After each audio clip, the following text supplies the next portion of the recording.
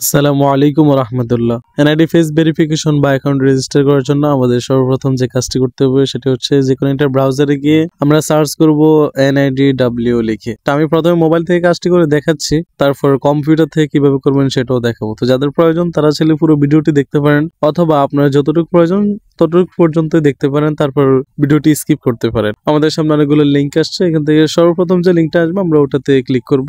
Click করার পর আমাদেরকে ব্রাউজারে নিয়ে আসবে service.nidw.gov.bd ব্রাউজারে। তারপর জাতীয় পরিচয়পত্র নম্বর বা ফর্ম নাম্বার দেখতে পাচ্ছেন, এর নিচে একটি খালি বক্স আছে, এখানে আমরা এনআইডি নাম্বারটা দিয়ে দিলাম। তারপরে দেখতে পাচ্ছেন জন্ম তারিখের নিচে দেখতে পাচ্ছেন 3টা খালি ঘর আছে। তো প্রথম ঘরটাতে আমরা জন্ম দিনটা বসিয়ে দিব, তারপরে ঘরে মাস, তারপরে ঘরে বছর, এবং এর নিচে একটা ক্যাপচা কোড দেখতে পাচ্ছেন, ক্যাপচা কোডটি বসিয়ে দেন আমরা সাবমিটে ক্লিক করব। বর্তমান ঠিকানা শো করছে। সর্বপ্রথম যে বিভাগ আছে আমরা বিভাগ দিলাম, তারপর জেলা, তারপর উপজেলা, এবং সেম ভাবে নিচ স্থায়ী ঠিকানা দেখতে পাচ্ছেন, সেখানেও আমরা আমাদের বিভাগ, তারপর জেলা, তারপর উপজেলা দিয়ে আমরা পরবর্তীতে ক্লিক করব।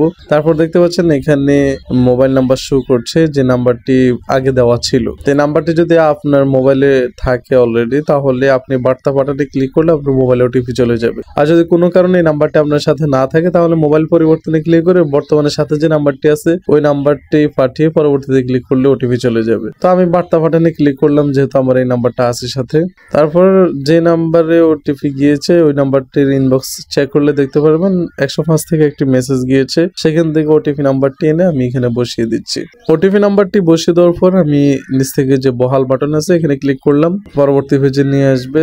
তো এখানে দেখতে পাচ্ছেন tap to open NID wallet. তো আপনারা আগে থেকেই গুগল প্লে স্টোর থেকে এনআইডি ওয়ালেট অ্যাপ্লিকেশনটি নামিয়ে রাখবেন, তাহলে আপনাদেরকে সরাসরি এনআইডি ওয়ালেটে নিয়ে আসবে। তারপর আমি ব্যক্তির ফেস ভেরিফিকেশন করব নিচে দেওয়া নির্দেশনা অনুযায়ী। ফেস ভেরিফিকেশন হওয়ার পরে এখানে ওকে বাটন আসছে, আমরা ওকেতে ক্লিক করব।